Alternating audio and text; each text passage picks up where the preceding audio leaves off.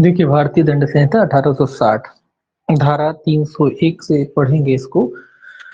धारा 301 क्या कहती है?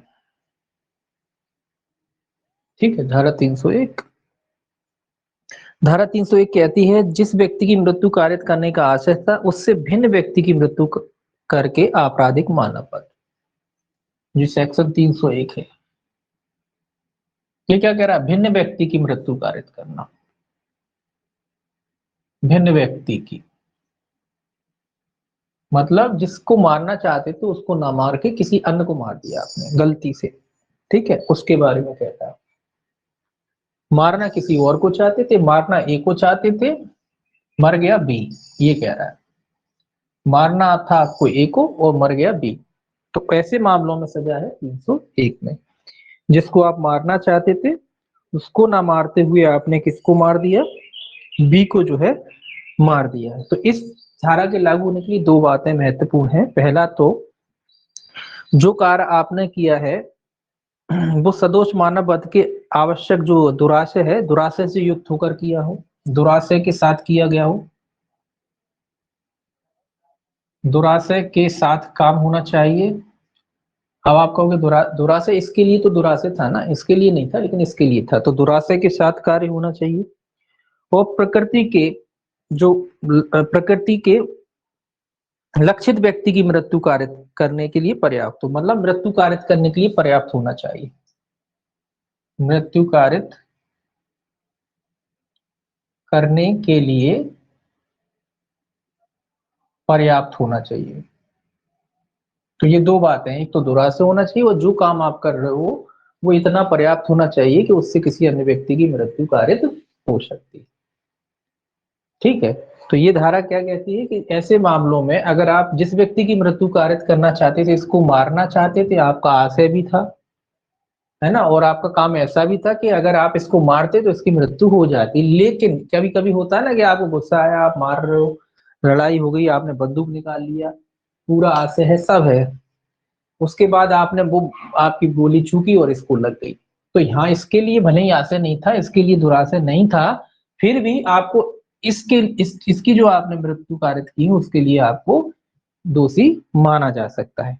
तो ये कहता है, यदि कोई व्यक्ति कोई ऐसी बात करने द्वारा जिससे उसका आशय मृत्यु कारित करने का हो, तो सबसे पहले तो आशय जरूरी है, या जिससे वह जानता हो कि मृत्यु कारित होना संभव है, या वो जानता हो, ज्ञान हो, उसे पता हो कि इसके लिए मृत्यु हो सकती है, जो वो काम कर रहा है, किसी व्यक्ति की मृत्यु करके जिसकी मृत्यु कारित करने का ना तो उसका आशय हो और ना यह संभव जानता हो कि उसकी मृत्यु कारित करेगा, मतलब इसके बारे में नहीं जानता कि इसकी करेगा, इसके बारे में उसे नहीं पता, लेकिन इसके बारे में पूरे पूरे की जो होते हैं किसी की मृत्यु कारित करने के लिए जो फैक्ट वो इसके लिए पूरे मौजूद हैं। ठीक है, लेकिन इसके बारे में चूंकि इसको नहीं जानता, ये तो भूलवश हो गया। ठीक है, वध करेगा तो अपराधी द्वारा किया गया आपराधिक मानव उस भांति का होगा जिस भांति का वह होता है, यदि वह उस व्यक्ति की मृत्यु कारित करता है जिसकी मृत्यु कारित करने का उसके द्वारा आशित था, यह जानता था कि उसकी मृत्यु कारित होना संभव है। अब बात कह रहा है कि भाई किस भांति का होगा, मतलब उसे जो सजा होगी वो कैसी होगी? ऐसी ही होगी जैसे इसके मामले में होती।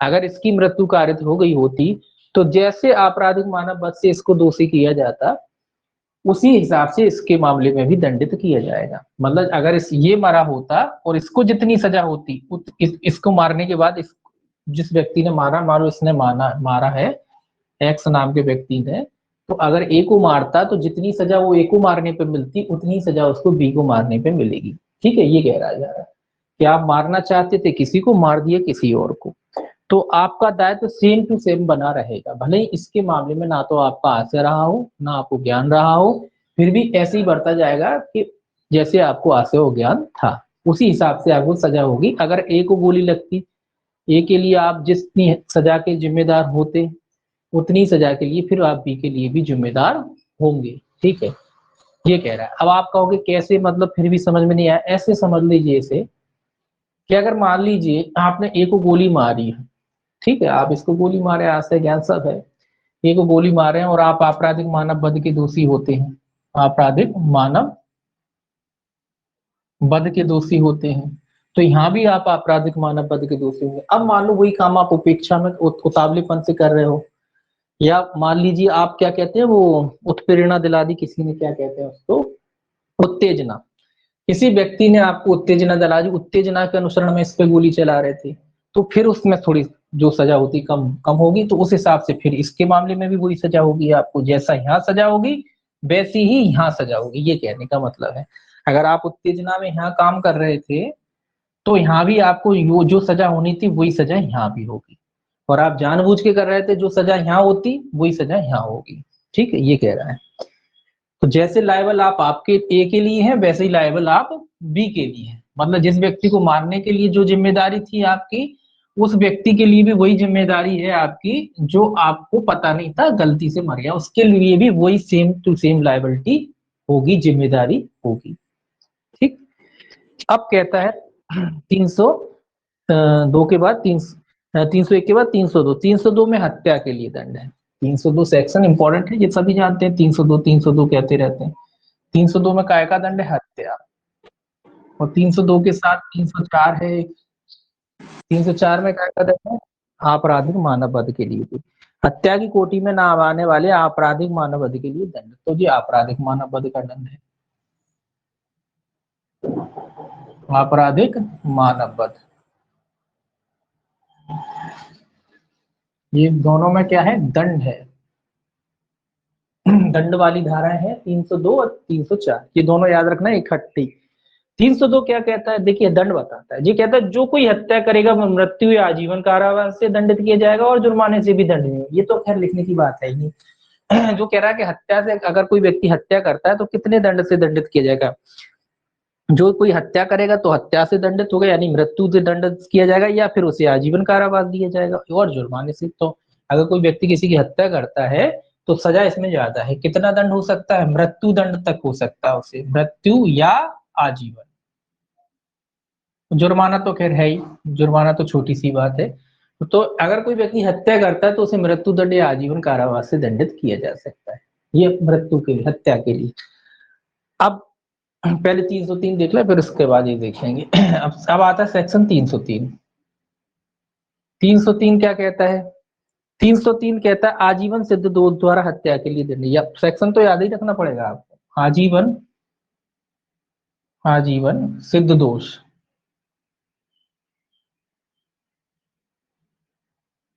मतलब ये उस व्यक्ति के बारे में कह रहा है जो ऑलरेडी क्या है, आजीवन कारावास की सजा भुगत रहा है, उसके लिए दंड की व्यवस्था करता है 303। हालांकि वर्तमान में ये धारा जो है क्या हो चुकी है, शून्य हो चुकी है। क्या हो चुकी है, शून्य।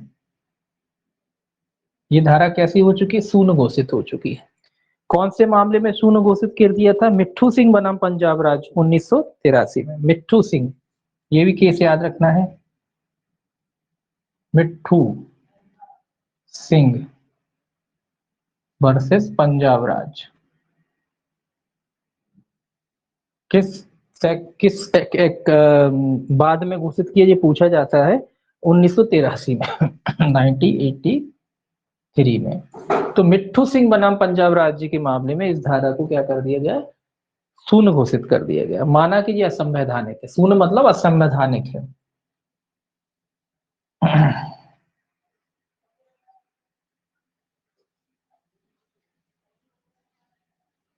तो असंवैधानिक घोषित कर दिया, असंवैधानिक हो गई है धारा, असंवैधानिक हो गई है। असंवैधानिक होने की वजह क्या थी इस धारा को, इसको न्यायालय ने पक्षपातपूर्ण माना, पक्षपातपूर्ण माना इस धारा को। उन्होंने माना कि भाई एक तो ऑलरेडी जो व्यक्ति आजीवन कारावास की सजा भुगत रहा है, ऐसे में वो किसी की वहां क्या कर देता है, मृत्यु वगैरह कर देता है ना, हत्या वगैरह कर देता है, तो आप कह रहे हो कि उसको केवल मृत्यु दंड दिया जाएगा, कि उसके लिए केवल मृत्यु दंड का प्रावधान आपने कर दिया है कि आजीवन कारावास वाला अगर कोई व्यक्ति है तो केवल और केवल उसे क्या दिया जाएगा, मृत्यु दंड दिया जाएगा। तो बोले ये उसके राइट के खिलाफ है, बोले उसके जो मौलिक अधिकार है उनके उसके जो है खिलाफ है। आजीवन कारावास से जो व्यक्ति है उससे भेदभाव करती है ये धारा, उसके राइट खत्म हो जाते हैं। क्यों खत्म हो जाते हैं, कि वो बेचारा मृत्यु दंड को एकमात्र दंड बना दिया आपने, एक ही दंड दे रहे हो उसमें, वो भी मृत्यु दंड। इस कारण वो दंडादेश पर सुने जाने का अधिकार भी समाप्त हो जाता है उसका। वो दंडादेश के आधार पर सुनने का उसका राइट जो होता है किसी व्यक्ति को, दंड के विषय पे सुनने वाला जो राइट होता है वो खत्म ही हो गया, आपने सीधा कह दिया बस मृत्यु दंड, कुछ नहीं। तो ऐसे दंड के विषय पे फिर उसको क्या सुनोगे, आप क्या सुनोगे उसको दंड के विषय पे, तो उसका राइट खत्म हो जाता है। ये दो आधारों को मानती हूँ ना, इसको क्या माना, भेदभाव पूर्ण मानते हुए धारा को जो है असंवैधानिक घोषित कर दिया। अब असंवैधानिक का अर्थ ये नहीं है कि वो आप कहोगे ये धारा बिल्कुल हट गई, हटी नहीं है, ये है, हटी नहीं है धारा तो 303 है आपकी, बस असंवैधानिक है, प्रवर्तनीय नहीं है अभी। हाँ, अगर सरकार इसमें कोई दंडगत चेंज वेंज कर देती है, उसको संवैधानिक बना देती तो लागू हो जाएगी। फिलहाल क्या है, शून्य पड़ी हुई है, वह निष्क्रिय अवस्था में है, लेकिन एक्ट में आपके है। आप सोचे कि नहीं बिल्कुल हट गई, हट गई होती तो बैरेक्ट में छपना बंद हो जाती है आपके, है ना, छप रही है इसलिए क्योंकि है, केवल असंवैधानिक है तो प्रवर्तनीय नहीं रह गई, बस इतना समझ लीजिए कि प्रवर्तनीय नहीं रह गई, बस ये धारा प्रवर्तनीय नहीं रह गई। क्यों नहीं रह गई, क्योंकि मिट्ठू सिंह बनाम पंजाब राज्य के मामले में इसे क्या कर दिया गया, असंवैधानिक घोषित कर दिया गया है। ठीक है, तो पढ़ना तो है आपको। अब आता है 304, सेक्शन 304। 304 बताया था जैसे कि आपराधिक मानव वध का जो है दंड है, इसमें दंड जो है आपराधिक मानव वध के बारे में दे रखा है। ये कहता है इसमें दो प्रकार के दंड है। जो कोई आपराधिक मानव वध करेगा जो हत्या की कोटि में नहीं आता है, यदि वह कार्य जिसके द्वारा कारित की गई है मृत्यु या ऐसी शारीरिक क्षति जिससे मृत्यु होना संभव है कारित करने के आशय से किया जाए, तो वह आजीवन कारावासी या दोनों में से किसी भांति कारावासी जिसकी अवधि 10 वर्ष तक की हो सकेगी दंडित किया जाएगा और जुर्माने से दंडित होगा। पहला तो ये कह रहा है आजीवन कारावास, ठीक है, आजीवन कारावास या 10 वर्ष तक का कारावास, 10 वर्ष बस इतना, ठीक है। तो आजीवन कारावास या 10 वर्ष तक की कारावास से और जुर्माने से ऐसे व्यक्ति को क्या किया जा सकता है, दंडित किया जा सकता है। और जुर्माना कौन से व्यक्ति को, जो मानव वध का अपराध करता है, सीधी सी बात कह रहा है कि जो मानव वध का अपराध करता है तो ऐसे व्यक्ति को आजीवन कारावास या फिर 10 वर्ष, या तो आजीवन कारावास होगा, अगर गंभीर किस्म का है तो न्यायालय पर डिपेंड करता है वो आजीवन कारावास दे या फिर ये वाली सजा दे। ये दो ऑप्शनल हो रहे हैं न्यायालय के ऊपर। तो न्यायालय को लगता है, अब आपने देखा हत्या में कितनी सजा थी, हत्या में मृत्यु और आजीवन थी, यहाँ आजीवन और 10 है ना, आजीवन और 10 वर्ष है, 10 वर्ष तक है, मतलब 10 वर्ष तक दे सकता है न्यायालय, और आजीवन भी दे सकता है ना, जैसा न्यायालय को उचित समझे वैसा दे सकता है। आगे कहता है अथवा, अथवा यदि वह कार्य या ज्ञान के साथ कि उससे मृत्यु कारित करना संभव है किंतु मृत्यु या ऐसा शारीरिक क्षति जिससे मृत्यु कारित करना संभव है कारित करने के किसी आशय के बिना किया जाए, तो वह दोनों में से किसी भांति कारावास जिसकी अवधि 10 वर्ष तक की हो सकेगी या जुर्माने से या दोनों से दंडित किया जाएगा। ये क्या कह रहा है, आशय के बिना किया जाता है, तो यहाँ 10 वर्ष तक का कारावास या जुर्माना, सॉरी, और जुर्माना 10 वर्ष तक की हो सकेगी या जुर्माने से या दोनों से, या ही है, या जुर्माना या दोनों। कब दी जा सकती है ये दूसरी सजा, ये कह रहा है मृत्यु कारित करना संभव है कारित करने के किसी आशय के बिना की जाती, ये आशय के बिना, के बिना। आप जानते हो कि भाई मृत्यु हो सकती है लेकिन कोई आशय नहीं था, कोई इंटेंशन नहीं था, ऐसे में अगर आप आपराधिक मानव वध कर देते हो तो सजा 10 वर्ष तक का कारावास या फिर जुर्माना, या में लगा रखा है, हो सकता है जुर्माने से भी छूट जाओ या हो सकता है दोनों भी हो जाए, ठीक है। ऐसे आपको क्या किया जा सकता है, दंडित किया जा सकता है। कब, जब आपका आशय ना हो, इंटेंशन ना हो। इसीलिए लोग चाहते हैं कि भी हस्ता से हटके हमारा मामला इसमें आ जाए, इसमें आके भी आशय तो सिद्ध करना बड़ा मुश्किल होता है। अगर आशय सिद्ध नहीं होता है तो फिर ये वाला क्लॉज लग जाता है कि 10 वर्ष तक का कारावास या जुर्माना, तो थोड़ा कम हो जाती है सजा, ठीक है। इसीलिए लोग, थोड़ा सा अंतर ये है हत्या आपराधिक मानव वध में। तो ये कह रहा है आशय के बिना। अब कोई अगर आपसे पूछे कि भी आशय के बिना हो तो जाती है, आशय के बिना ज्ञान है तो भी आपराधिक मानव वध होगा आपका।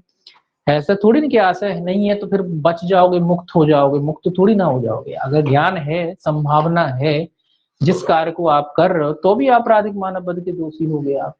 आशय जरूरी है लेकिन हर काम में जरूरी नहीं होता, ठीक है। आशय जरूरी है, ज्ञान जरूरी है, आशय ज्ञान, है ना। तो ज्ञान आपको है, भले ही आशय ना हो, ज्ञान है, मतलब उदाहरण के लिए उसने कई उदाहरण दे रखे हैं, कैसे लकड़ी का उस पर बिछा रहे हो आप, वो कोई आप मारने का आशय नहीं है, लेकिन हाँ ज्ञान जरूर है आपको कि भाई कोई सामने वाला चलेगा, गिरेगा, मरेगा, ये ज्ञान तो रखते हो आप कि आपने कुएं के ऊपर एक बिछा दिया, बढ़िया एक तरह समतल कर दिया, नीचे आपको पता है कि कोई व्यक्ति गिर के मर सकता है, हालांकि उसका मारने का आशय नहीं था, बढ़िया सबक सिखाने का आशय था, मृत्यु का कोई आशय नहीं था। लेकिन इतना ज्ञान तो हर व्यक्ति को होता है कि कोई गिरेगा, चोट लगेगी और हो सकता है कि मर भी जाए। तो ऐसे मामलों में फिर ये जो है 10 वर्ष तक के कारावास या जुर्माने या दोनों से व्यक्ति को क्या किया जा सकता है, दंडित किया जा सकता है। ठीक है, अब देखेंगे 304 ए, सेक्शन 304 ए। 304 ए क्या कहता है? ये उपेक्षा की बात करता है, उपेक्षा द्वारा मृत्यु कारित करना। उपेक्षा, बस इतना याद रखें, जो काय से संबंधित है, उपेक्षा। उपेक्षा मतलब मृत्यु की पढ़ रहे हैं तो मृत्यु, उपेक्षा द्वारा मृत्यु।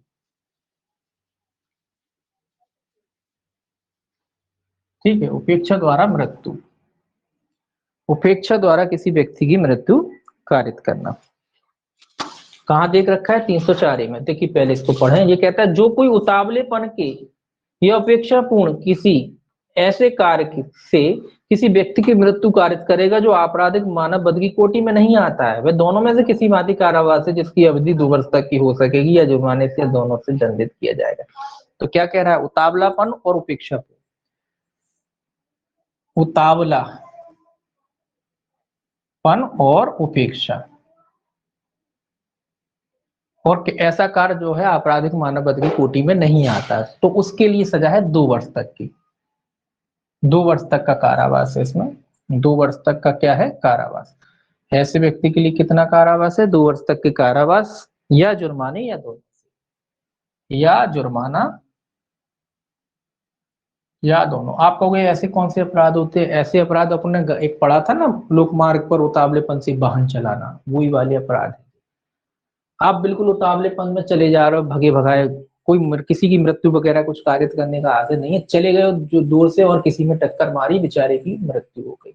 अब चूंकि ऐसी मृत्यु तो जो है क्या कहते हैं, आपराधिक मानव वध की कोटि में तो आएगी नहीं, तो ऐसी मृत्यु इसकी कोटि में आएगी। कौन सी में आएगी? 304 में।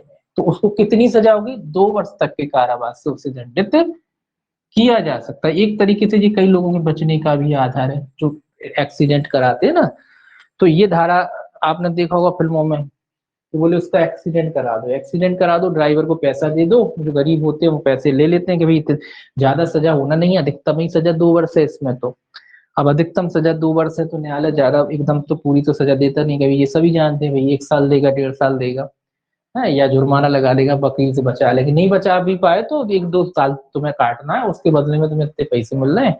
तो ये सारी षड्यंत्र रच के लोगों एक्सीडेंट करा के मार दिए, ड्राइवर को पैसे दे दिए और ड्राइवर चला गया पैसे दे के, उसकी फैमिली को पैसे मिल गए, 2 साल जेल में काटे आया। गरीब है, गरीबी की वजह से तो आदमी सब करता है, और जो लोग सातिर अपराधी होते हैं वो बच जाते हैं, क्योंकि सजा कितनी होना है? 2 वर्ष।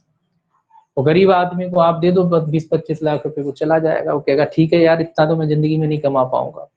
तो ये धारा उन लोगों की बचाव हो जाती है।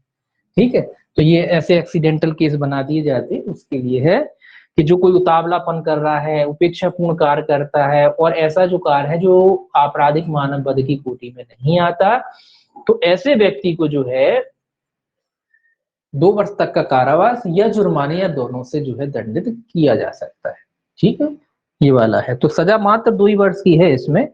और ये तो कह रहे एक्सीडेंट का उदाहरण बताया, क्योंकि वो भी उतावलेपन का कार्य है। इसका मतलब ये नहीं कि और भी काम होते हैं, ऐसा नहीं कि केवल एक्सीडेंट ही उतावलेपन से होते हैं, बहुत सी चीजें उतावलेपन से होती हैं। जैसे इसमें एक डॉक्टर का उदाहरण सुकुरु कविराज का, सुकुरु कविराज, सुकुरु कविराज, सुकुरु कविराज, एक ये डॉक्टर साहब थे, सुकुरु कविराज का जो मैटर था, वर्सेस सम्राट 1857 में, सम्राट 1887 का है शायद, 1887। और एक जैकब मैथ्यू का केस है, सेम एक से हैं इसलिए, जैकब मैथ्यू, दोनों डॉक्टर ही थे, मैथ्यू। ये भी इसी प्रकार का केस है, जैकब मैथ्यू बनाम पंजाब राज वर्सेस पंजाब राज। ये दोनों उपेक्षापूर्ण मृत्यु से ही संबंधित है, 2005 का मामला है, ये 2005 का मामला है। ठीक है,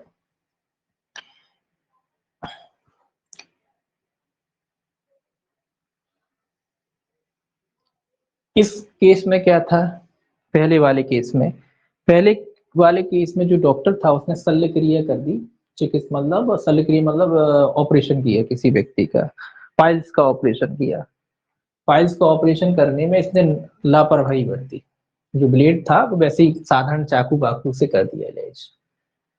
आप जानते हो डॉक्टर भी जब भी कोई इलाज करता है स्टेरॉइड करता है सारी चीजों को, और हर चीजों से आजकल तो यूज एंड थ्रो वाली चीजें आ रही हैं तो उनसे करा जाता है। पहले उसने साधारण चाकू बाकू से इसका इलाज किया, उससे उसका ब्लडिंग हुई और ब्लडिंग से इस व्यक्ति की मृत्यु हुई। तो यहाँ डॉक्टर को जो है उपेक्षा द्वारा मृत्यु का दोषी माना गया। काय का दोषी माना गया? उपेक्षा द्वारा मृत्यु का।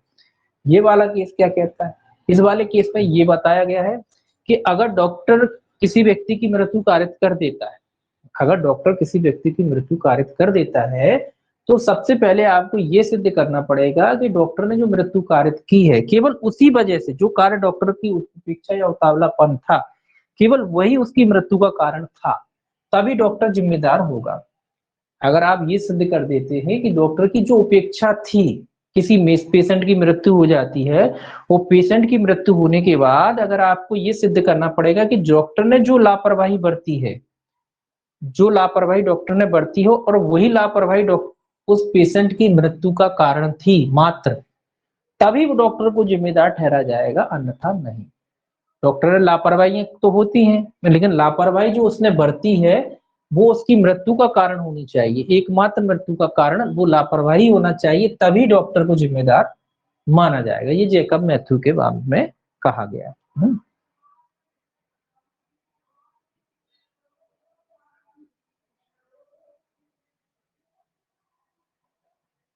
और एक बात याद रखें कि धारा 304 के जो अपराध होते हैं, इन अपराधों में ना तो आशय होता है और ना ज्ञान होता है। ये वाले अपराधों में आपने लिखा है आशय, ना आशय होता है, आशय भी नहीं होता है इनमें, और ज्ञान भी नहीं होता। इन जिन धारा 304 के जो अपराध हैं इसमें ना तो आशय है ना ज्ञान है, दोनों ही नहीं है, उतावलापन है और उपेक्षा है बस। क्योंकि आशय और ज्ञान अगर होगा इन दोनों में से तो स्वाभाविक सी बात है जी आपराधिक, अगर आशय है या ज्ञान है इनमें से कोई भी चीज है तो आपराधिक मानव वध में चले जाएंगे। ये पहले ही कह रहा है कि ऐसे अपराध जो आपराधिक मानव वध की कोटि में नहीं आते, इसका मतलब है कि ये दोनों नहीं होता है इसमें। इसमें पूरी लिखा है ना कि ऐसे कृत्य जो आपराधिक मानव वध की कोटि में नहीं आते, इसका मतलब सीधा सीधा है कि इसमें आशय और ज्ञान नहीं आते, यानी ऐसे अपराध जो ना तो हत्या की कोटि में आते हो ना आपकी जो है आपराधिक मानव वध की कोटि में आते हैं, इसमें शामिल किए गए हैं। ठीक है, तो ऐसे 304 ए के जो अपराध है इनमें ना तो आशय होता है और ना ज्ञान होता है, इसीलिए सजा कम है। ना कोई आशय और ना कोई ज्ञान, केवल उतावलापन और उपेक्षापूर्ण तरीके से चला रहे हैं, बढ़िया गाड़ी भगा रहे हैं। कई लोग देखा होगा ना, ये गाड़ी भगाने का इसीलिए दे रहा हूँ उदाहरण क्योंकि जजमेंट लिखने आता है आपका इसमें 304 ए और 279 दोनों लगते। ठीक है, उसके साथ ही लगती है लोकमार्ग पर शाबलीपन से वाहन चलाना, और ऐसे वाहन फिर आपको स्टेरी बना के दी जाएगी कि वही उसने मृत्यु कारित कर दी, तो लिखिए, तो फिर ये दोनों ही लगेंगे उसमें। ठीक है, तो ये उपेक्षापूर्ण तरीके से, अब जैसे लड़कों को नई गाड़ी मिल गई, आजकल बड़ी बड़ी रेसिंग बाइक आती, पिताजी ने दिला दी, अब उनको बड़ा शौक लगा, भगा रहे हैं, चले जा रहे हैं। अब उनको इतना ज्ञान थोड़ी ना होता है कि हमारी इस हरकत से किसी की जान भी जा सकती है, कोई आशय तो रहता ही नहीं है, ज्ञान भी नहीं रहता है। तो ऐसे कृत्य इसमें आते हैं जिनका ना तो आशय है और ना कोई ज्ञान है। ठीक है, 304 ए में आते हैं। अब 304 भी सबसे इंपॉर्टेंट है आपकी, ये दहेज मृत्यु, ये भी पूछी जाती है। 304 बी कोष्टक में 304 बी। ठीक है, 304 बी क्या है? दहेज मृत्यु। ये भी मृत्यु है लेकिन दहेज के लिए, दहेज मृत्यु, ये भी मृत्यु ही है लेकिन किसके लिए मृत्यु हो रही? दहेज मृत्यु। ये आप जानते हैं कि दहेज प्रतिषेध जो अधिनियम था आपका 1986, उसके द्वारा इसको जोड़ा गया है। ठीक है, 19 नवंबर 1986 से प्रभावी है। 19 नवंबर, नवंबर 11वां महीना होता है, और आपका कब से? 1986 से, 1986 से ये प्रभावी। किस एक्ट के द्वारा जोड़ी गई? दहेज प्रतिषेध जो अधिनियम है उसी के द्वारा, इसको जो कल पढ़ा था अपन ने, उसी एक्ट के द्वारा इसको जोड़ा गया है। ठीक है, दहेज प्रतिषेध अधिनियम 1986 के द्वारा जो है इसको जोड़ा गया है, दहेज की मृत्यु से संबंधित है। देखिए क्या कहता है, पहला क्लॉज क्या कहता है? पहला क्लॉज कहता है कि जब किसी स्त्री की मृत्यु किसी दाह या शारीरिक क्षति द्वारा, दाह मतलब जलने के द्वारा, दाह या क्या कह रहा है, शारीरिक क्षति, मतलब साधारण मृत्यु नहीं है। इन दो शब्दों से स्पष्ट हो गया कि जो मृत्यु है वो साधारण नहीं है, या तो जल जल के मरी है, या कोई शारीरिक क्षति से, मतलब चोटों के निशान है उसकी बॉडी पे। तो ये दो चीज है, इसका मतलब ये है कि साधारण मृत्यु है नहीं, नेचुरल डेथ है नहीं। ठीक है, मृत्यु शारीरिक क्षति द्वारा कारित की जाती है या उसके विवाह के 7 वर्ष के भीतर सामान्य परिस्थितियों से अन्यथा हो जाती है। या फिर कह रहा है कि 7 वर्ष के भीतर जो मृत्यु हुई है जल वगैरह के या शारीरिक क्षति से, वो कितने वर्ष के भीतर हुई? 7 वर्ष के भीतर, मतलब जब से विवाह हुआ उसके 7 वर्ष के भीतर हुई है। और कैसे हुए हैं? सामान्य परिस्थितियों से अन्यथा, सामान्य परिस्थिति से अन्यथा।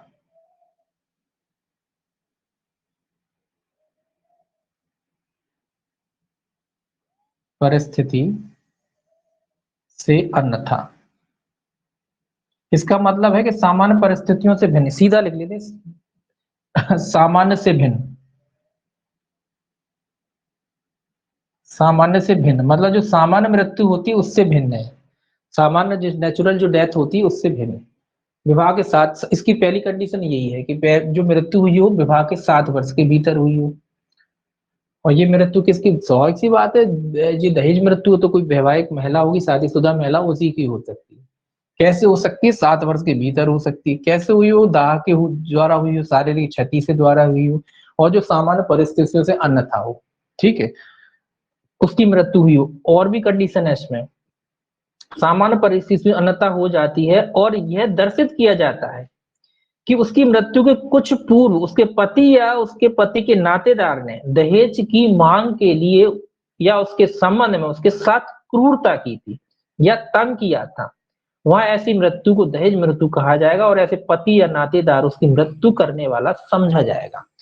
एक ये तो कंडीशन हो गई आपकी कि 7 वर्ष होना चाहिए, पहली कंडीशन। दूसरी कंडीशन ये है कि जो मृत्यु हुई वो सामान्य परिस्थितियों से अन्यथा होनी चाहिए। तीसरी कंडीशन ये है कि जल के होना चाहिए और शारीरिक क्षति से होना चाहिए। और एक चीज क्या कह रहा है, एक चीज ये कह रहा है कि मृत्यु के कुछ समय पूर्व या तुरंत पूर्व कह लीजिए, मृत्यु के कुछ पूर्व, मृत्यु के पूर्व, ये भी है मृत्यु के पूर्व, ये शब्द भी इंपॉर्टेंट है। मृत्यु के पूर्व क्या हुआ हो? दहेज की मांग हुई हो, दहेज के लिए क्रूरता हुई हो, कुल मिला के सीधा लिख लेते हैं, दहेज के लिए क्रूरता की गई उसके साथ, मतलब मारपीट की गई हो, ये भी सिद्ध होना जरूरी है, तब जाके दहेज मृत्यु बनेगा। तब माना जाएगा कि उसके पति या उसके नातेदार होना। और दहेज की मांग कौन, स्वाभाविक सी बात है, पति करेगा, उसके नातेदार करेंगे। दहेज कौन मांगता है? पति मांगता है या उसके रिश्तेदार मांगेंगे, उसके माता पिता मांगेंगे, भाई बहन मांगेंगे, जो भी रिश्तेदार मांगेंगे। तो दहेज के लिए क्रूरता की गई, तब जाके ये दहेज मृत्यु बनती है। इसके लिए क्या क्या सिद्ध करना आवश्यक है? सबसे पहले तो ये सिद्ध करना आवश्यक है क्या 7 वर्ष के भीतर हुई। दूसरा, क्या सामान्य परिस्थितियों से अन्यथा मृत्यु कारित हुई, ये दूसरा फर्क बन जाता है। और दाह और शारीरिक तो ये एक ही बात है, सामान्य परिस्थिति से अन्यथा उसमें आ जाता है। ठीक है, फिर तीसरा ये फैक्ट आपको सिद्ध करना पड़ता है, क्या उससे मृत्यु के पूर्व दहेज के लिए कोई क्रूरता की गई या मांग की गई, किसके द्वारा? उसके पति या पति के नातेदारों द्वारा। तो ये भी इंपॉर्टेंट है कि क्रूरता किया जाना भी इंपॉर्टेंट है, और वो भी मृत्यु से पूर्व, कुछ समय पूर्व। तो उसको माना जाएगा कि उसके जो घर वाले हैं, मतलब उसके पति वगैरह, उन्होंने क्या किया है? उन्होंने दहेज मृत्यु कारित की है। ये माना जाएगा कि उन्होंने क्या किया है? दहेज मृत्यु कारित की है। और ये कह रहा है कि दहेज का अर्थ वही है जो दहेज प्रतिषेध अधिनियम में बताया गया, क्योंकि उसी से जोड़ा गया, तो अर्थ भी कोई लगाया जाएगा। तो दहेज मृत्यु हो जाती है कब? जब 7 वर्ष के भीतर समान परिस्थिति से अन्यथा दहेज की मांग के लिए, मृत्यु से पूर्व मांग के लिए जो है की जाती है, मतलब दहेज की जो है मांग मृत्यु से पूर्व की जाती है। तो ऐसी मृत्यु को जो है दहेज मृत्यु कहा जाता है। अब दंड देखिए क्या कहता है, जो कोई दहेज मृत्यु कार्य करेगा वह कारावास है जिसकी अवधि 7 वर्ष से कम नहीं होगी, किंतु जो आजीवन कारावास तक की हो सकेगी दंडित किया जाएगा। तो दहेज मृत्यु के लिए कह रहा है 7 वर्ष, 7 से सीधा लिख देते आजीवन और प्लस जुर्माना। दहेज मृत्यु के लिए कितना दंड है, 7 वर्ष से तो कम नहीं होगा, जो आजीवन कारावास तक हो सकता है, और जुर्माने से भी दंडित किया जाएगा। आजीवन कारावास तक की हो सके दंडित किया जाएगा, जुर्माना नहीं लिखा है इसमें, आजीवन कारावास लिखा है तो जुर्माना नहीं लिखा है इसमें। 7 वर्ष से लेकर आजीवन कारावास तक की सजा ऐसे व्यक्ति को क्या की जा सकती है, दी जा सकती है। कौन व्यक्ति को, जो दहेज मृत्यु कारित करता है। 7 से लेकर आजीवन, याद रखना इसमें मृत्यु दंड नहीं है, 7 से लेकर आजीवन कारावास तक की। अब आप कहोगे कि मृत्यु दंड क्यों नहीं है, कई लोग कहते हैं भाई दहेज मृत्यु में भी मृत्यु दंड होना चाहिए, मृत्यु दंड होना चाहिए। इसीलिए नहीं है कि देखिए मृत्यु दंड की बात इसलिए नहीं आती कि फिर हत्या के लिए अलग से वैसी सेक्शन दे रखा है। अगर सिद्ध होता है, और मान लो कई बार न्यायालय ने, आपने देखा भी होगा 304B के मामले को हत्या के मामले में भी दे देता है सजा। तो 304B में भले ही वो ना दे रहा हो, लेकिन वो अगर उसको लगता है कि नहीं बिल्कुल जो फैक्ट मिल रहे हैं वो 302 में आ रहे हैं फैक्ट, तो वो 302 के तहत तो दंडित कर ही सकता है ना, 304 के तहत भी कर सकता है। अगर उसको लगता है फैक्ट आ रहे हैं तो वो मामले को 302 से 304B से, जो 304 में भी 302 में भी कर सकता है, 302 में भी कन्वर्ट कर देता है और हत्या दे भी देता है सजा। हालांकि वो इस पर्टिकुलर सेक्शन में नहीं दे पाता मृत्युदंड, लेकिन अगर उसे लगता है कि नहीं भाई मृत्युदंड देना चाहिए तो वो 302 में मामले को ले जाते हुए, जो अगर फैक्ट आते हैं, फैक्टों के ऊपर डिपेंड करता है ना, तो अगर फैक्ट आ रहे हैं तो वो उसमें दंडित कर देता है। ठीक, इसीलिए अलग से सजा नहीं, वो वैसे भी 7 वर्ष कम नहीं होते, 7 वर्ष तो न्यूनतम है, आजीवन कारावास तक की इसमें जो है सजा हो जाती है। ये दहेज के लोभियों के लिए है। ठीक है, तो इसमें जिस कंडीशन जो है इसको याद रखना है, मृत्यु कितने वर्ष के भीतर हुई हो, पहला तो सेक्शन याद रखना है। दूसरा इसमें सजा पे क्वेश्चन बहुत आता है कि इसमें कितनी सजा होती है। दूसरा एक इसमें नेगेटिव क्वेश्चन आता है कि दहेज मृत्यु में सजा नहीं दी जा सकती, तो आपको पता है मृत्यु दंड नहीं दिया जाता इसमें, दहेज मृत्यु में मृत्यु दंड नहीं दिया जाता, ये भी याद रखना है। इस तरीके से भी क्वेश्चन आता है। दूसरा क्वेश्चन ये आता है कि कितने वर्ष के भीतर होना चाहिए, 7 वर्ष के भीतर होना चाहिए, ये भी क्वेश्चन आता है। तीसरा, आप जानते हैं कि मृत्यु जब होती है तो सामान्य परिस्थितियों से अन्यथा होना चाहिए और मृत्यु से पहले दहेज की मांग की जाना चाहिए, ये जरूरी। ठीक, ये आपकी हो गया दहेज मृत्यु। अब देखिए दहेज मृत्यु के बाद आएगा, 1 मिनट, हाँ जो मैंने कहा था इसका केस देख लीजिए। मैंने कहा ना अभी आपको कि भाई 304B का जो मामला है, दहेज मृत्यु का जो मामला है, वो 302 में बदल सकता है न्यायालय। इसके लिए केस भी आ गया है, राजवीर उर्फ बनाम Raju, Rajveer versus Rajveer versus 1 minute, Rajveer उर्फ राजू है, उर्फ राजू। ठीक है, राजवीर उर्फ राजू, 2011 सुप्रीम कोर्ट। ठीक है, 2011 का सुप्रीम कोर्ट का एससी। ठीक है, वर्सेस वर्सेस इसलिए नहीं लिखा कि वर्सेस आएगा भी नहीं इसमें। ठीक है, राजवीर बनाम बस इतना ही आएगा। आप जानते हो दहेज वाला केस है इसलिए पीड़िता का नाम वगैरह उसमें नहीं रहता, तो राजवीर बनाम राजू 2011, बस इतना ही याद रखना। इसमें क्या कहा गया, इसमें ये कहा गया कि धारा 302 304B के साथ साथ धारा 300B का आरोप भी लगाया जाना चाहिए, और यदि हत्या साबित हो जाए तो अभियुक्त को धारा 302 के अधीन दोष सिद्ध किया जाना चाहिए। ये कह रहा है कि 300 कितना पढ़ रहे थे अपन, 304B प्लस 302 लगाना चाहिए, वो ये कह रहे हैं कि जब भी 304B का आरोप लगाए न्यायालय तो साथ में 302 का भी लगाए, और अगर जैसा पाया जाता है वैसे उसे दंडित करें। मतलब अगर उसे हत्या का दोषी पाया जाता है तो 302 में दंडित करें, और अगर केवल दहेज मृत्यु का दोषी पाया जाता है तो 304B में दंडित करें, ये कह रहा है न्यायालय। यहाँ तो न्यायालय ये कह रहा है सुप्रीम कोर्ट के, भैया दोनों का लगाओ चार्ज उस पर, केवल 304B से काम नहीं चलेगा। अगर कोई दहेज मृत्यु कर रहा है तो उस पर साथ में हत्या का भी चार्ज लगाइए आप, और अगर फैक्ट ये तय करते हैं कि वो हत्या का दोषी है तो फिर उसको हत्या का दोषी मानो, और अगर फैक्ट ये तय करते हैं कि वो हत्या का दोषी नहीं है, केवल दहेज मृत्यु का दोषी है, तो फिर उसे दहेज मृत्यु के लिए दोषी ठहराओ। ठीक है, तो वही बात हो गई ना कि यहाँ तो ऑप्शनल है ही न्यायालय के पास, इसीलिए अलग से फिर जो है 302 वाली बात यहाँ कि मैं ही मृत्यु दंड की सजा हो, वो न्यायालय इसमें उपयुक्त नहीं रखता, इसीलिए तो पहले ही सुप्रीम कोर्ट ने कह ही दिया, तो ये बात तो वैसे ही खत्म हो गई, कोई दिक्कत वाली बात है ही नहीं कि हाँ बिल्कुल दे सकते हैं। हाँ ये बात अलग है कि दहेज में नहीं दे सकते मृत्यु दंड, लेकिन 302 का चार्ज लगा के जरूर उसे मृत्यु दंड दिया जा सकता है। तो ये वाला बात राजवीर बनाम इसमें कह दी है न्यायालय ने कि भाई हत्या के साथ साथ, सॉरी, आप दहेज मृत्यु के साथ साथ हत्या का चार्ज भी लगाना है आपको, ऐसा नहीं कि भाई आप केवल दहेज मृत्यु का लगा दें। ठीक है, तो उस न्यायालय ने एक गाइडलाइन जारी किया है कि भाई आप हत्या का भी उस पर चार्जिंग लगाएं, जब आप उसकी दहेज मृत्यु की क्या करते हैं, सुनवाई करते हैं, तो साथ में 302 भी लगाएं, फिर जैसा फैक्ट हो उसके हिसाब से उसको दंडित कर दो। अगर उसका मामला हत्या में आ रहा हो तो हत्या के लिए दंडित कर दो, अगर दहेज मृत्यु में आ रहा हो तो दहेज मृत्यु के लिए दंडित कर दो, बात ही खत्म हो जाती है।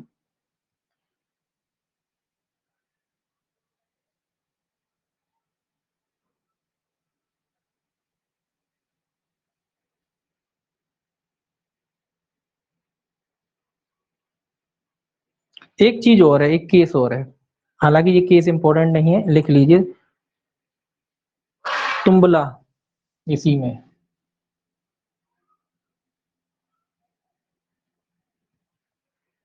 तुम्बला वेंकटेश्वर,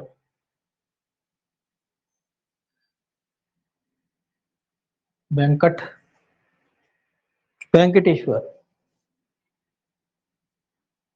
तुम्बला बनना वेंकटेश्वर का मामला है, वेंकटेश्वर राव वर्सेस आंध्र प्रदेश।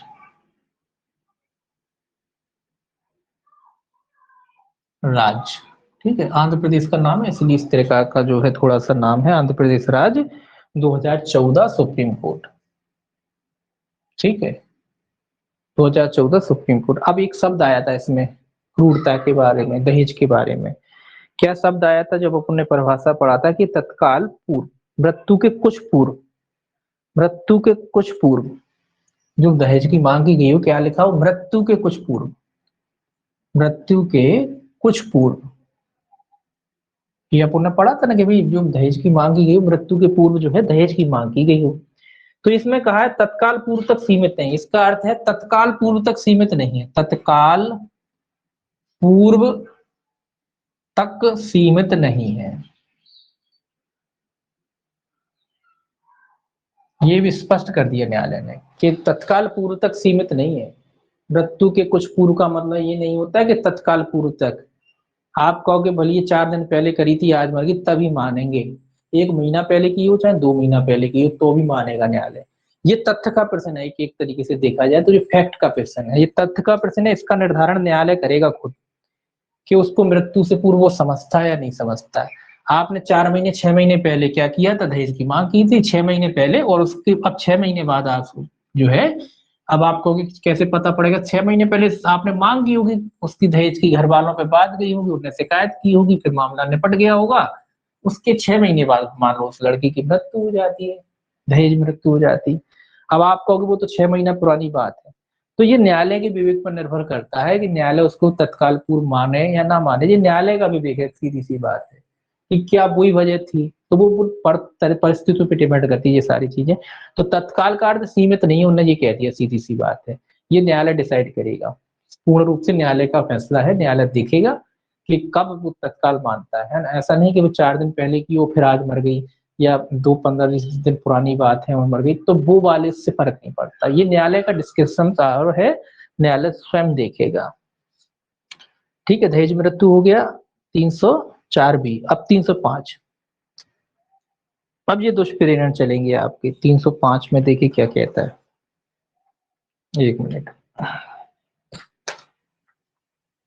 दुष्प्रेरण 305 कहता है शिशु या उन्मुक्त व्यक्ति की आत्महत्या का दुष्प्रेरण, 305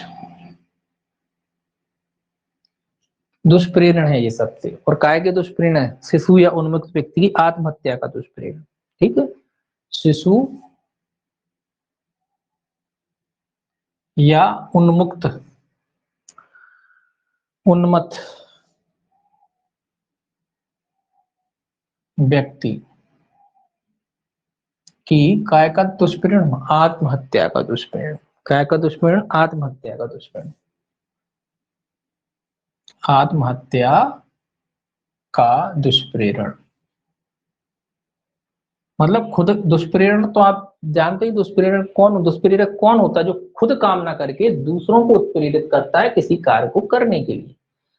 तो ये वही व्यक्ति है जो खुद ना करते हुए दूसरों को उत्प्रेरित कर रहा है, काय के लिए, आत्महत्या करने के लिए दुष्प्रेरित कर रहा है। इसमें लिखा है कि यदि कोई 18 वर्ष से कम आयु का व्यक्ति, कोई उन्मुक्त व्यक्ति, कोई विपर्यस्त चित्त व्यक्ति, कोई जड़ व्यक्ति या कोई अन्य जो मत्ता की अवस्था में है आत्महत्या कर ले, तो जो कोई आत्महत्या के किए जाने का दुष्प्रेरण करेगा वह मृत्यु या आजीवन कारावास या कारावास से जिसकी अवधि 10 वर्ष तक की 10 वर्ष से अधिक की ना होगी दंडित किया जाएगा, और जुर्माने से भी दंडनीय होगा। ये कह रहा है कि अगर आप कोई मिला के, ये कह रहा है कि कोई भी व्यक्ति चाहे वो 18 वर्ष से कम आयु का हो, पागल हो, चित्त विकृत हो, जड़ हो, मतलब जो ना समझ है, कुल मिला के जिनकी समझ परिपक्व नहीं, वो सारे आ जाते हैं, ठीक है, या नशे की हालत में, अगर कोई व्यक्ति उसको क्या करता है, आत्महत्या करने के लिए दुष्प्रेरित करता है, तो ऐसा व्यक्ति ये कह रहा है कि किस दंड से दंडित किया जाएगा, या तो मृत्यु दंड से, या आजीवन कारावास से, या 10 वर्ष तक के कारावास से। मृत्यु दंड भी हो सकता है ऐसे व्यक्ति को, आजीवन कारावास भी हो सकता है, या फिर जो है 10 वर्ष तक का कारावास से जो है उसे दंडित किया जा सकता है, ठीक है।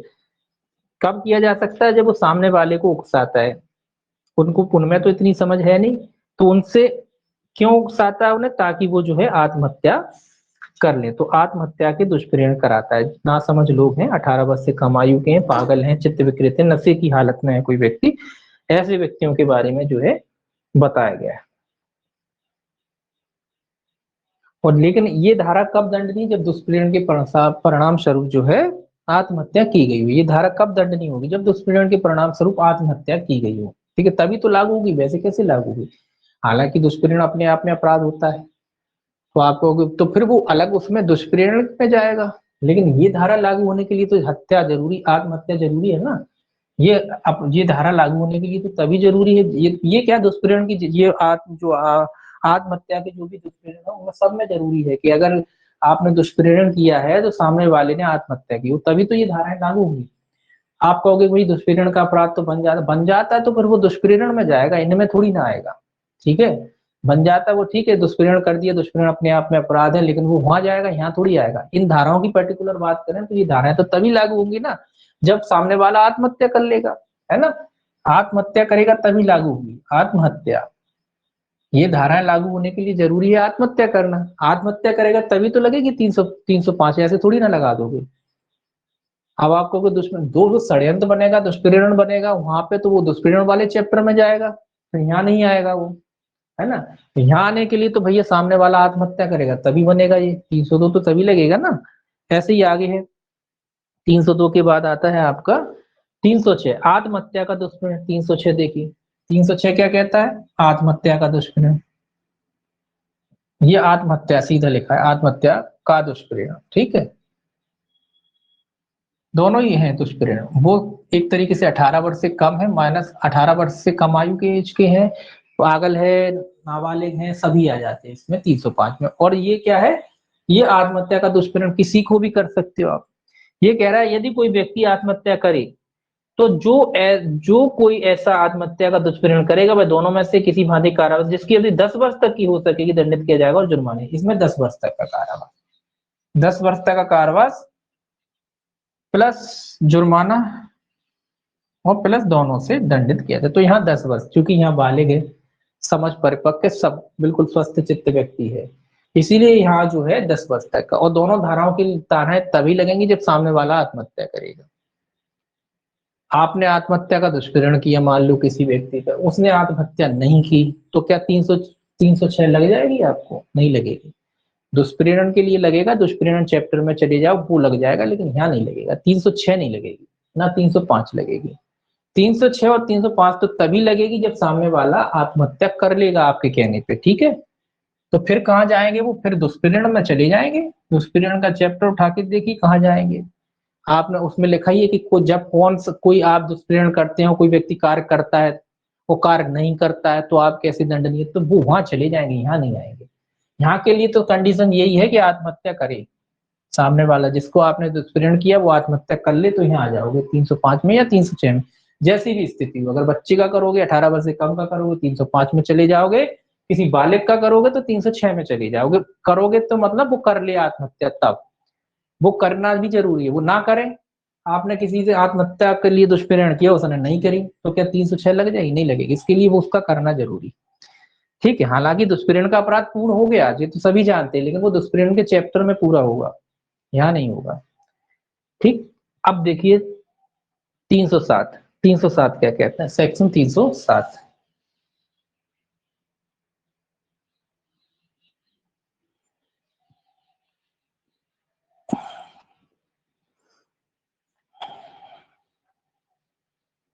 तीन सौ सात कहता है आपका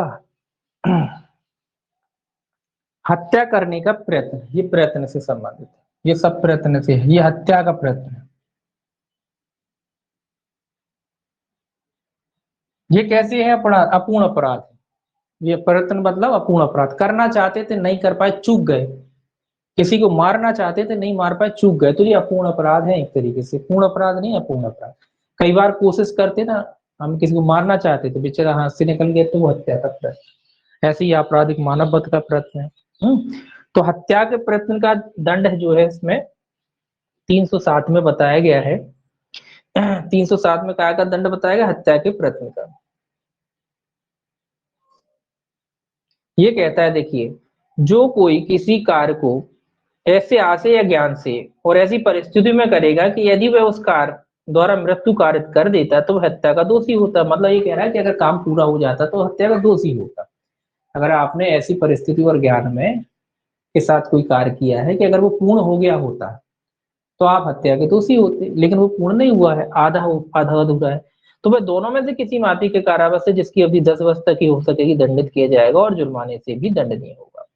कितना दंड? और लिखा है, और यदि ऐसा कार्य किसी व्यक्ति को उपहति कारित हो जाए तो दो प्रकार के दंड। पहला तो ये सिंपल वाला कह रहा है कि अगर आप किसी व्यक्ति की मृत्यु कारित करना चाहते थे और नहीं कर पाए, और अगर कर देते तो आप हत्या के दोषी होते, लेकिन आप नहीं कर पाए, तो ये कह रहा है तो आपको कितना दंड हैगा?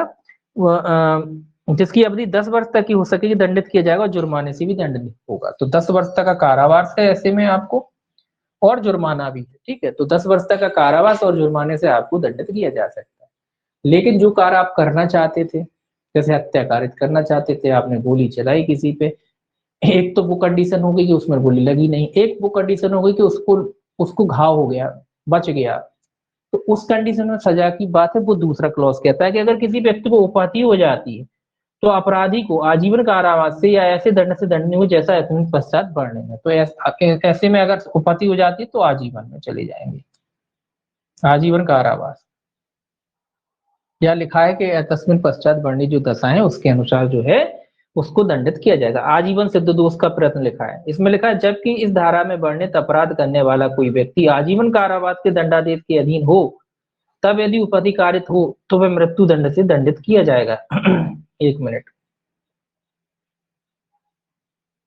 ये कह रहा है कि अगर कोई व्यक्ति आजीवन निर्वासन के अधीन, मतलब वो जेल में है, आजीवन निर्वासन की सजा भुगत रहा है, अगर वो पहुंचा देता है क्षति तो उसको काय से दंडित किया जाएगा? उसको मृत्यु दंड से दंडित किया जाएगा। उसको मृत्यु, जो पहले पड़ा था ना उसी का ये वो है, तो उसको काय से दंडित किया जाएगा? अगर आजीवन कारावास भोग रहे थे और आप किसी की हत्या करना चाहते हो, किसी की चोट आ जाती है, तो आपको जो है मृत्यु दंड से जो है दंडित किया। किसको? जो आजीवन की सजा भोग रहा था उसके लिए अलग से दे रखी है सजा। ठीक है, अब उदाहरण दे रखे हैं, देखिए, कह रहा या काका वध करने की आशा से उस पर ऐसी परिस्थिति में गोली चलाता है, यदि मृत्यु हो जाती तो का की हत्या होती। का ने इस धारा में परिभाषित अपराध किया है। ये कह रहा गोली चलाता, लेकिन अगर लगती तो मृत्यु हो जाती, नहीं लगी तो क्या माना जाएगा? ये हत्या का प्रयत्न माना जाएगा। ठीक है, आगे लिखा है का कोमल वयस्क के शिशु की मृत्यु करने के आशय से उस पर एक निर्जन स्थान में आरक्षित छोड़ देता है। का इस धारा में परिभाषित अपराध किए यदि भी परिणाम स्वरूप शिशु की मृत्यु नहीं हुई हो। ये कह रहा है कि आप शिशु को छोड़े आए जंगल में, एक छोटे बच्चे को छोड़े आए, स्वाभाविक सी बात है कि अगर आप छोटे बच्चे को जंगल में डाल आएंगे तो उसकी मृत्यु हो सकती है। वो बात अलग है कि कोई ने उसे बचा लिया, अब वो शिशु मर नहीं पाया, तो स्वाभाविक सी बात है आप काय के दोषी होंगे? हत्या के प्रयत्न के दोषी होंगे। आगे लिखा है या कि हत्या का आशय रखते हुए का बंदूक खरीदता है और उसको भरता है, का ने अभी तक अपराध नहीं किया है, यहाँ पर का बंदूक चलाता है, इससे इस धारा में परिभाषित अपराध किया है। और यदि इस प्रकार गोली मारकर वह या को घायल कर देता है तो वह इस धारा के प्रथम पैरा के पिछले भाग द्वारा उपबंधित दंड से दंडनीय होगा। ये कह रहा है कि आपने किसी की मृत्यु कारित करना थी, आपने बंदूक खरीदी, उसमें गोली, यहाँ तक तो कोई अपराध नहीं। अपराध कब हो जाएगा, प्रयत्न कब होगा, जैसे ही आप गोली चलाते हो। आपने जैसे ही गोली चलाया है तो क्या हो जाएगा, ये माना जाएगा कि आपने हत्या का प्रयत्न किया, फिर उसके हिसाब से सजा होगी। अगर चोट आ जाती तो उस हिसाब से होगी, नहीं आती तो उस हिसाब से होगी। ठीक है। बिस्का ऐसे ही बिस्का कह रहा है कि विष द्वारा या की हत्या करने का आशय रखते हुए का विष खरीदता है और उसे भोजन में मिला देता है। जो कान है, का के अपने पास रहता है, का ने इस धारा में परिभाषित अपराध अभी तक नहीं किया है। का उस भोजन को या की मेज पर रखता है या उसको रखता है या उसको या की मेज पर रखने के लिए या के सेवक को प्रेरित करता है। का ने इस धारा में परिभाषित अपराध किया है। ये कह रहा है कि आपने किसी को विष द्वारा मृत्यु कारित करने के लिए जो है एक तरीके से प्रयत्न कर रहे हैं, आप सोच रहे हैं उसकी मृत्यु कारित कर दे, जहर देके मार देंगे। आपने जहर खरीदा, यहाँ तक तो कोई अपराध नहीं, आपके पास है जहर, यहाँ तक कोई अपना आपने खाने में मिला दिया, अपने पास रखे खाना, अभी तक कोई अपराध है। लेकिन जैसे ही सामने वाली की टेबल तक पे पहुंच जाते हैं आप, या किसी सेवक को देते हैं कि जाके उसकी टेबल पे दे दो, तो ये माना जाता है कि आपने क्या किया, आपने इस धारा में परिभाषित अपराध किया है। ठीक है, इस धारा में परिभाषित अपराध आपने किया। जैसे ही आप सेवक को देंगे, आपने इस धारा में परिभाषित अपराध कर दिया। ठीक है, क्योंकि वो खाएगा, अब वो बात अलग है आगे, वो बात देखिए, खा लेगा तो हत्या हो ही जाएगा, लेकिन अगर वो गिर गया, कुछ भी हो गया, तो आप इसके धारा के दोषी होंगे। ठीक है, कुल मिला के एक्ट थोड़ा सा करना पड़ेगा। जैसे ही एक्ट करते हैं आप उसके अनुसरण में, जो कार्य कर रहे हैं उसमें थोड़ा सा एक्ट करते हैं, आपका ये वाला अपराध पूर्ण हो जाएगा। ऐसे 308 है आपराधिक मानव वध का प्रयत्न, सेम है ये तो लगभग वही है। मतलब जो अपराध जो हत्या की प्रयत्न में नहीं आते और आपराधिक मानव वध का प्रयत्न करते हैं तो वो 308 में लगेगा। ये कह रहा है जो कोई किसी कार्य को ऐसे आशय या ज्ञान से और ऐसी परिस्थिति में करेगा कि यदि वह उस कार्य से मृत्यु कारित कर देता है तो वह हत्या की कोटि में न आने वाले आपराधिक मानव वध का दोषी होता है। वह दोनों में से किसी भांति कारावास से जिसकी अवधि 3 वर्ष तक की हो सकेगी या जुर्माने से, या दोनों से दंडित किया जाएगा। किसमें 3 वर्ष, सजा थोड़ा कम है, 3 वर्ष या जुर्माना या दोनों से दंडित किया जाएगा। और अगर उसी में उपाधि हो जाती, इसमें भी होगा, या दोनों से दंडित किया। और यदि ऐसे कार्य द्वारा किसी व्यक्ति को उपाधि हो जाती तो दोनों में से किसी भांति कारावास है जिसकी अवधि 7 वर्ष तक की हो सकेगी या जुर्माना, या अगर उपाधि हो जाती तो 7 वर्ष होगा, या जुर्माने या दोनों से दंडित किया जाएगा। सेम है, बस ये अंतर ये है कि ये वो वाले अपराध है जो हत्या की कोटि में नहीं आते, उसका आप प्रयत्न करते हो। अगर कोई प्रयत्न ऐसा है जो हत्या की कोटि में नहीं आता तो वो 308 में चला जाएगा, और हत्या के प्रयत्न में आता है तो 307 में चला जाएगा। फैक्ट दोनों में एक ही है।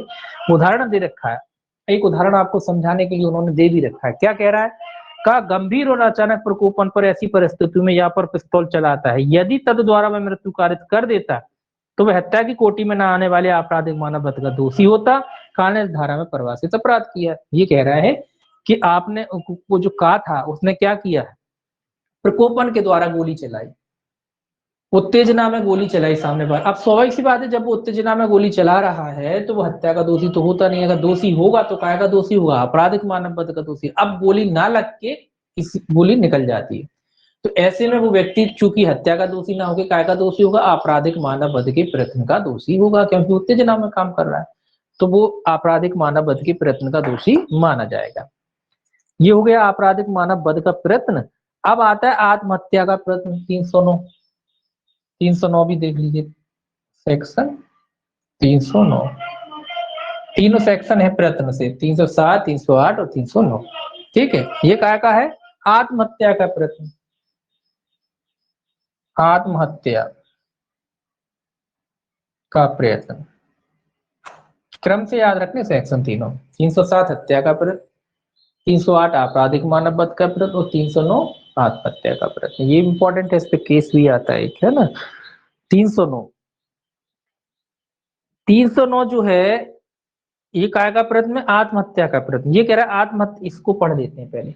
जो कोई आत्महत्या करने का प्रयत्न करेगा और उस अपराध के करने के लिए कोई कार्य करेगा, वह सादा कारावास है जिसकी अवधि 1 वर्ष तक की हो सकेगी या जुर्माने से या दोनों से दंडित। इसमें सजा 1 ही वर्ष है, 1 वर्ष तक का कारावास है या जुर्माना या दोनों से दंडित किया जा सकता है। ठीक है, किसी व्यक्ति को जो आत्महत्या का आत्महत्या मतलब सेल्फ अपने आप में मरना चाहता है, कोई व्यक्ति मरना चाहता था, फांसी लगा रहा था, लस्सी टूट गई, गिर गया बेचारा, मर नहीं पाया, ऐसे व्यक्ति पकड़ गए तो फिर इनको 1 वर्ष तक का कारावास या जुर्माने या दोनों से दंडित किया जा सकते हैं। ठीक है, कौन से व्यक्ति जो खुद मरना चाहते हैं अपनी इच्छा से, वो मर नहीं पाते, तो ऐसे व्यक्तियों को भी सजा है। कितनी सजा है? 1 वर्ष तक का कारावास भोगना पड़ेगा या फिर जुर्माना, या फिर दोनों से जो है ऐसे व्यक्तियों को क्या किया जा सकता है? दंडित किया जा सकता है 309 के तहत। और इनके इनके लिए जो कारावास होगा वो कैसा होगा? सादा होगा। इनको बेचारों को, बेचारे वैसे ही होपलेस हैं। अब इस धारा में भी कई विवाद है। कई लोग कहते हैं कि भी ऐसा आदमी बेचारा जो खुद हताश है, जो खुद जीवन से हार गया है, उसको भी सजा देना बिल्कुल गलत है, अनुचित है। तो लेकिन इसके लिए न्यायालय का ये तर्क है कि भाई एक आदमी की खुद, जो एक आदमी भले ही हताश है, कुछ भी है, एक आदमी अकेला नहीं होता अपने आप में। एक आदमी जो है उसके साथ उसका परिवार भी होता है। अगर शादीशुदा है तो और भी बड़ी जिम्मेदारी है ना? तो अगर वो मृत्यु करके खुद तो छुटकारा पा लेगा, लेकिन उसके साथ कई जिंदगियां और तबाह हो जाती हैं। इसीलिए सजा का प्रोविजन रखा गया है कि भैया आप नहीं मरोगे, आपके साथ कई और मर जाएंगे। वो जीते जी मर जाएंगे, आप तो मर के चले जाओगे, लेकिन जो लोग आप पे डिपेंड करते हैं, जो आपकी फैमिली है, जो आपका परिवार है, वो जीते जी मर जाएंगे। इसीलिए ये सजा का प्रोविजन किया गया है कि भाई सादा कारावास होगा, 1 वर्ष तक का कारावास है, इनको सजा दिया जाए और सुधरने का थोड़ा भैया मौका मिले, आत्मग्लानि होगी जेल में, सुधर जाएंगे, फिर दोबारा ऐसा नहीं करेंगे। इसीलिए थोड़ा सा ये सजा का जो है प्रोविजन इसमें जो है किया गया है।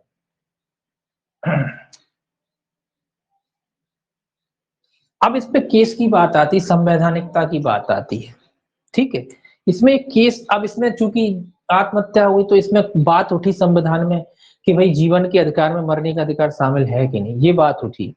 यार हमारा जीवन है, हमें जीना है कि नहीं जीना, ये हम डिसाइड करेंगे, हम उसके स्वामी हैं। तो इसमें एक सबसे पहले एक केस आया पी रतिराम बनाम भारत संघ 1994। ये कॉन्स्टिट्यूशन और इस दोनों में आपको याद रखना है। पी रतिराम का केस है आपका, पी रथी नाम, रथी नाम। ठीक है, इंपॉर्टेंट केस है ये, पी रथी नाम बनाम भारत संघ 1984।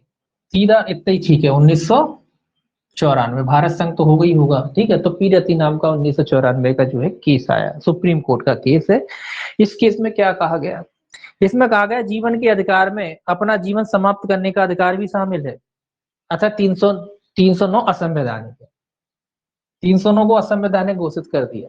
कौन से केस में? पी रथी राम के केस में क्या कहा कि जीवन के अधिकार में मरने का अधिकार शामिल है। याद रखना जी, जीवन के अधिकार में मरने का अधिकार शामिल है।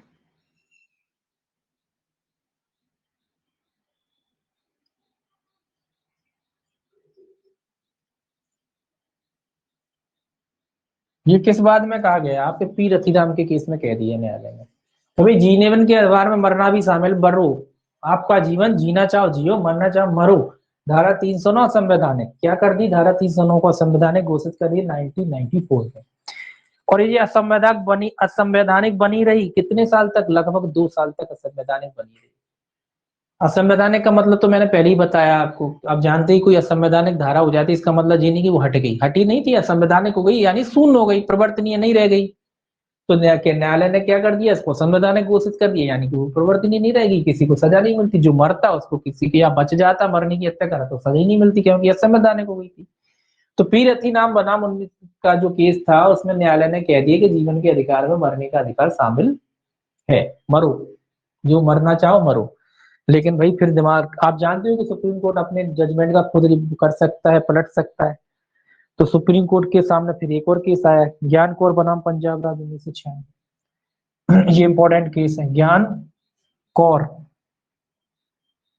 वर्सेस, आप जानते ही, तो ज्ञान कौर अकेला लिख रहे हैं 1996 का, यानी कि लगभग 2 साल बाद 94 से 96 में आया ये केस सुप्रीम कोर्ट के सामने।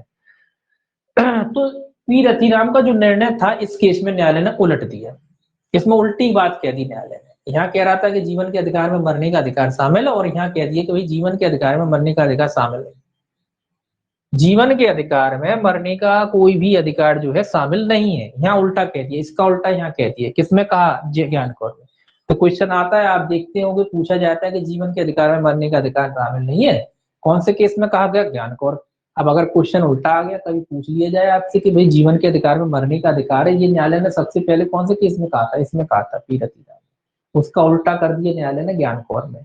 और कब पलट दिया अपना डिसीजन? 1996 में, सॉरी 1996 में सुप्रीम कोर्ट ने अपने निर्णय को उलट दिया और धारा 302 को संवैधानिक मानते हुए कहा कि जीवन के तो जो असंवैधानिकता थी इसकी खत्म करके उसको संवैधानिक मान दिया। यहाँ असंवैधानिक बता दिया था और यहाँ उसको धारा 309 को क्या कर दिया? संवैधानिक मान दिया कि धारा 309 क्या है? संवैधानिक है। ठीक है। बाकी फिर इसमें कोई देखने वाली चीज है। अब इसके पीछे भी कई रीजन थे कि ऐसा न्यायालय ने क्यों किया, बहुत सारी चीज थी। देखिए, आप जानते हो कि कोई अपराध होता है, जैसे कि आप देख अभी आपने पढ़ा होगा हत्या का आत्महत्या का प्रयत्न, ये आप पढ़ रहे हो आत्महत्या का प्रयत्न, आत्महत्या का दुष्प्रेरण, है ना, आपने पढ़े हैं अभी। आत्महत्या का दुष्प्रेरण पढ़ा था ना इससे पहले, हत्या का प्रयत्न, आत्महत्या का दुष्प्रेरण, ये सब।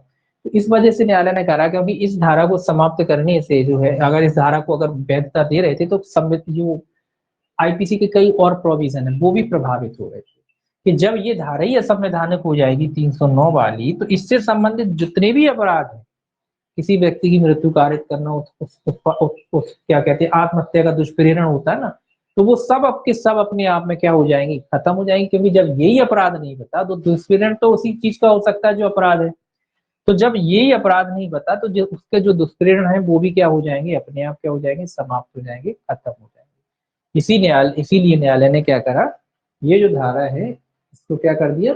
संवैधानिक जो है घोषित कर दिया। और भी वजह है, तो ये आपको याद रखना है। 304, 309, 309 जो है आपको याद रखना है।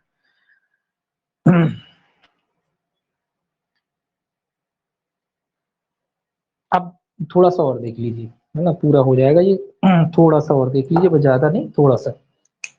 310 और 311, बस दो ही सेक्शन, ज्यादा नहीं देखना।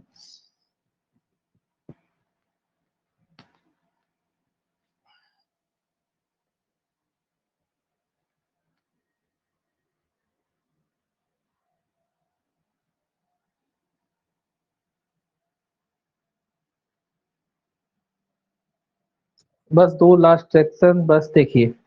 300 कहाँ थे अपन? 310 और 311, ये दो सेक्शन और देख लीजिए। 310 और 311।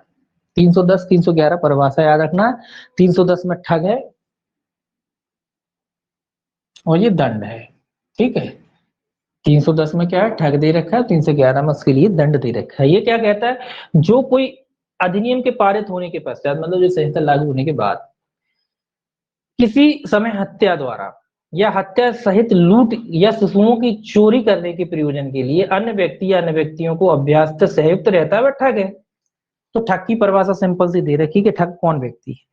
ठग वो व्यक्ति है जो संहिता के लागू होने के बाद, क्या ये क्या था, बहुत जब जी अधिनियम बना था ना उस समय एक जमाना था ठग्स, इस पे फिल्म भी बड़ी, द ठग्स इंग्लिश में। तो ठग होते थे जो लोगों को ठग लिया करते थे। तो एक बहुत बड़ी समस्या थी ये ठगों की।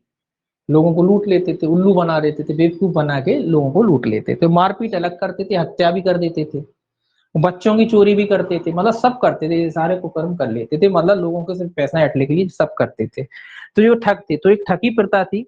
और इसमें ये भी याद रखना कि इसको ठगी प्रथा को कौन ने खत्म किया? स्लीमैन ने। ठीक है, कर्नल स्लीमैन ने सफलतापूर्वक इसका दमन किया। तो ये तो खैर जीके का हो गया, लेकिन इसमें भी कभी कभी आप ध्यान में रखें, तो स्लीमैन जो था उसने इसको खत्म किया।